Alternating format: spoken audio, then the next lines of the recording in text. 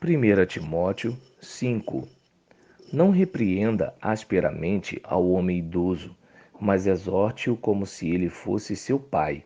Trate os jovens como a irmãos, as mulheres idosas como a mães, e as moças como a irmãs, com toda a pureza. Trate adequadamente as viúvas que são realmente necessitadas. Mas se uma viúva tem filhos ou netos, que estes aprendam primeiramente a colocar a sua religião em prática, cuidando de sua própria família e retribuindo o bem recebido de seus pais e avós, pois isso agrada a Deus. A viúva realmente necessitada e desamparada põe sua esperança em Deus e persiste dia e noite em oração e em súplica. Mas a que vive para os prazeres, ainda que esteja viva, está morta. Ordene estas coisas para que sejam irrepreensíveis. Se alguém não cuida de seus parentes, e especialmente dos da sua própria família, negou a fé e é pior que um descrente.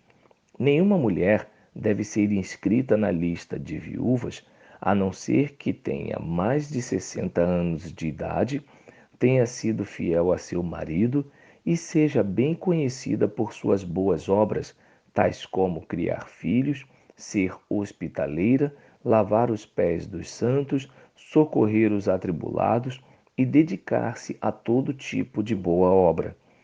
Não inclua nessa lista as viúvas mais jovens, pois quando os seus desejos sensuais superam a sua dedicação a Cristo, querem se casar.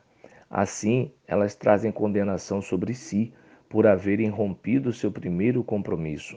Além disso, aprendem a ficar ociosas, andando de casa em casa, e não se tornam apenas ociosas, mas também fofoqueiras e indiscretas, falando coisas que não devem. Portanto, aconselho que as viúvas mais jovens se casem, tenham filhos, administrem suas casas e não deem ao inimigo nenhum motivo para a maledicência. Algumas, na verdade, já se desviaram para seguir a Satanás. Se alguma mulher crente tem viúvas em sua família, deve ajudá-las. Não seja a igreja sobrecarregada com elas, a fim de que as viúvas realmente necessitadas sejam auxiliadas. Os presbíteros que lideram bem a igreja são dignos de dupla honra, especialmente aqueles cujo trabalho é a pregação e o ensino. Pois a Escritura diz: não amordace o boi enquanto está debulhando o cereal, e o trabalhador merece o seu salário. Não aceite acusação contra um presbítero se não for apoiada por 2 ou 3 testemunhas.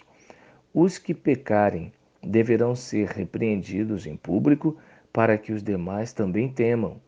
Eu o exorto solenemente diante de Deus e de Cristo Jesus e dos anjos eleitos, a que procure observar essas instruções sem parcialidade e não faça nada por favoritismo.